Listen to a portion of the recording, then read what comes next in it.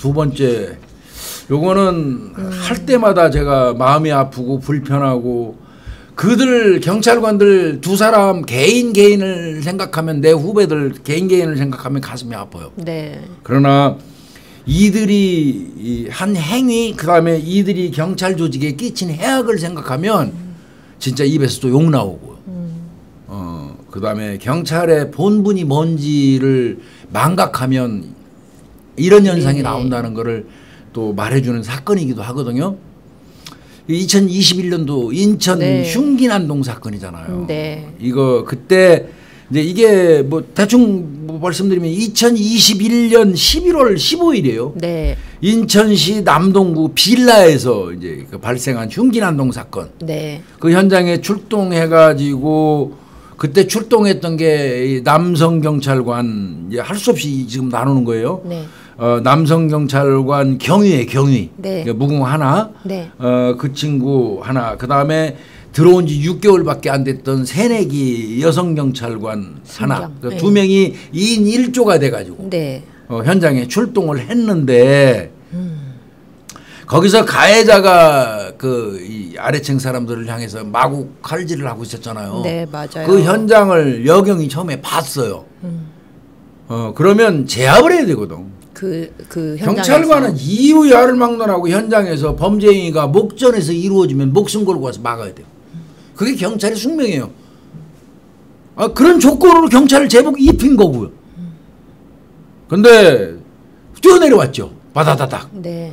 올라오고 있는 그 경위한테 얘기했어요. 그럼 지도 그 얘기를 듣는 순간 가서 올라가야지. 현장 제지를 했어야 되는데 안 올라가고 거꾸로 내려가서 밑으로 갔고 그렇죠. 또 여경 같이 내려가 버렸고 그렇죠. 그러면 현장에서 그 사이에 이놈은 마구 공격해가지고 그 여성분 같은 경우는 어머니. 목을 찔려가지고 뇌수술을 받았는데 지금 뭐 거의 그냥 거의 식물인간 수준 정도인 것 같아요. 응? 이렇게 하니까 뭐 처음에 이게 나왔을 때 제가 진짜 어려운 얘기 했었어요. 네. 그때는 뭐 사안을 살펴보고 어떻게 할지 여부 뭐 판단 안 되고 이럴 때 제가 그랬어요. 이거는 직무유기이기 때문에 직무 태만은 징계 사유지만 직무유기는 고의성이 들어가 있는 거예요. 일부러 내려와서 도망간 거니까. 경찰의 직무를 유기한 거니까 유기는 형사에 꺼내야 돼요. 네. 직무유기로 형사에 건 처벌받는 것이 옳다. 그때 정말 가슴 아프지만 저 그렇게 얘기했어요. 제가. 다른 방송에서도 그렇게 얘기했어요. 할 수 없이. 네. 사실이니까. 네. 그러면서 제복을 입은 경찰관은 도주할 권리가 없다고 그랬어요. 네. 도망칠 권리가. 네. 그게 이제 이 사건인데 얘네들 처음에 1심에서는 징역 1년에 집행유예 2년 받았었어요. 두 사람 다. 네. 징역 1년에 집행유예 2년. 근데 항소심에서 원심 깼어요. 똑같이 징역 1년을 받는데 집행유예 3년을 줬어요. 더 집행유예 기간 늘렸네요. 예, 그 가중 더 처벌한 거죠. 더 가중된 거기에다가 거죠. 예. 1심에서는 각각 그 집행유예를 주면 그 사회봉사 명령을 내리잖아요. 네. 1심에서 각각 120시간씩 줬었어요. 네. 이거 늘렸습니다. 몇 시간으로요? 경위 남성 경찰관은 400시간으로 늘렸어요. 많이 그러니까 280시간 더 들은 거죠. 예, 2배도 더 넘게 올린 그다음에 거죠. 여경은 120시간에서 280시간으로 늘렸어요. 2배 더 늘렸죠. 확 올렸네요. 그러니까 120시간을 각각 400시간, 280시간으로 그러니까 많이 가중한 겁니다. 이거. 그렇죠. 가중이 된 거예요. 그리고 이거는. 집행유예가 2년에서 3년으로 됐으니까 1년씩 더 늘려야지. 늘린 거죠. 예. 사회봉사 명령은 집행유예가 떨어지면 사회봉사 명령은 당연히 떨어지는 거니까. 네, 네. 그래서 이제 가중이 됐는데 저는 이제 속상한 게 이걸 또 그냥 이렇게 늘렸다. 이렇게 보도가 나고 마르면 좀 괜찮은데 또 뭐 기자들 근성 있잖아요. 자극적인 내용. 자극적인 내용이 나왔어요. 근데 이게 사실이라면 이 보도가 사실이라면 이건 아직도 정신 못 차린 걸로 보여져요.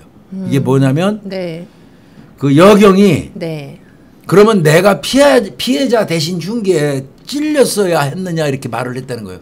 이거는 그러면 경찰관 제복을 입지 말았어야지. 왜 경찰관에 지원했어? 그런 말 하려면. 그렇죠. 지가 민간인이면 지가 거기 피하건 도망가건 누가 뭐라 그래. 그렇죠. 경찰이니까 현장에서 공격당하고 있는 목전에서 이루어지고 있는 범죄 행위에 온몸을 던져서 막으라고 경찰 제복을 입히고 돈을 주는 거 아니야 국가에서. 그런데 여기서 저 법원에서 겨우 한다는 소리가 그럼 제가 피해자 대신 칼을 흉기를 맞아서 찔렸어야 하나요? 이거는 내가 볼 때 얘 진짜 역시 얘 그만두게 하는 게 맞는 것 같아요. 그냥 진짜 그 당시에 솔직히 말해야 돼요. 무서웠다. 제가 경찰이긴 하지만 들어온 지 며칠 안 됐고 막 갑자기 막 피가 흘리고 막 이러는 거 보니까 순간적으로 제가 경찰이라는 신분을 망각하고 제가 두려움에 떨어서 도망쳤습니다. 정말 죄송합니다. 지금 보니까 제가 직무를 잘못 판단하고 정말 잘못했습니다. 제가 겁이 많아서 그랬던 것 같습니다. 저는 자격이 없었던 것 같습니다. 경찰로서. 이런 말을 하는 게 이게 옳아요. 지금이라도. 그게 유가족은 아니지 아직. 네, 피해자분들을 가족들한테 그래도 그나마 위안이 되는 말인 거예요. 그게. 그렇죠. 근데 이거를 법정에서 피해자 대신 그럼 내가 찔렸어야지 됩니까 하고 말하는 순간 두 번째 가해 세 번째 가해를 하는 거예요. 이게. 그렇죠. 속상하더라고요. 이거. 그러니까 뭐 이게 나이도 어리고 인간적으로 생각을 하면 심정은 다 이해가 돼요. 그러니까요. 그렇지만 어찌 됐든 간에 이제 경찰관 소속으로서 자신의 어떤 직무의 과실을 따지는 자리에서 그럼 내가 대신 칼 맞았었어야 되냐 이런 말도 안 되는 소리예요. 말도. 적절하지가 않았던 걸로 보여요. 그러니까 재판부는 이런 얘기했어요. 피해자들은 그 놈하고 다투면서 경찰이 옆에 있는데도 도와주지 않을 때 어떤 절망감을 느꼈을 거고. 그렇죠. 칼 들고 있으니까 뭐 일방적인 게임 아니야. 그 다음에 재판부가 얘기는 해주더라고. 묵묵하게 지금 현장에서 그래도 목숨을 걸고 일하는 대다수 경찰관의 자긍심을 그 자긍심을 무너뜨린 행위다 이게. 맞죠 뭐. 이게 맞습니다. 이게. 예. 그래서 이거 참 이런 식의 뇌구조를 갖고 있었으면 경찰 들어오지 말았어야 돼요.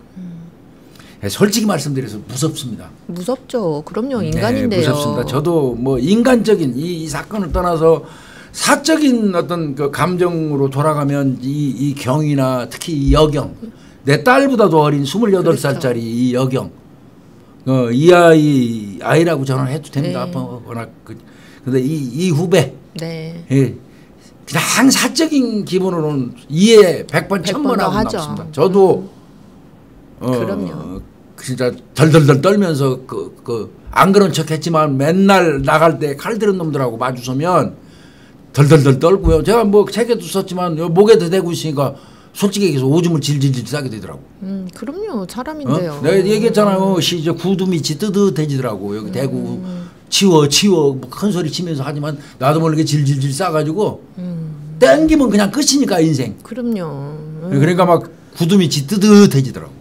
그 왜 두렵지 않겠습니까? 그렇죠. 충분히 이해할 수 있는데 그래도 그럼에도 불구하고 이렇게 말해서는 안 돼요. 맞아요. 현장에서. 맞아요. 이렇게 말해서는 안 되고 다시 한번 생각해 봤으면 좋겠습니다. 경찰을 그만뒀어도 본인의 행위가 이게 옳았는지 여부는 한 번 더 판단하는 게 옳습니다. 이렇게 말하면 안 돼요. 이게 지금 이 여순경이 현재도 뭐 우울증으로 이제 고통받는 점을 재판부가 이제 고려를 했다고 하는데 좀 적게 준 거예요, 그나마. 했다고 하는데 이 지금 우울증이나 이런 것들도 사실은 그 상황을 담백하게 받아들였을 때 조금 더 나한테 더 낮게 와닿을 수 있거든요. 그러니까 그렇죠. 이제 여러 가지 생각을 좀 차분하게 해봤으면 좋겠네요. 이거는 아니에요. 제복을 입은 경찰관은 도망갈 권리가 없습니다. 범죄 현장에서. 범죄 현장에서 도망가는 경찰은 경찰이 아닙니다.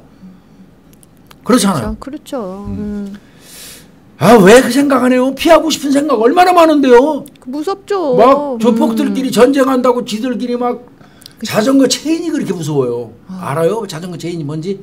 이렇게 자전거 체인이 이렇게 돼 있죠. 그게 길게 늘어뜨린 걸 한쪽 끝에다가 저 손잡이를 만들어갖고 휘두르는데 그게 스쳐 지나가면 살점이 묻어나가요. 그렇죠. 살점이 뚝뚝 떨어져 나가요. 그거 휘두르지 칼, 도끼, 회칼 들고 설치는데 현장 가가지고 도망가고 싶지 솔직히 거기 제지하고 싶은 생각도 없어요.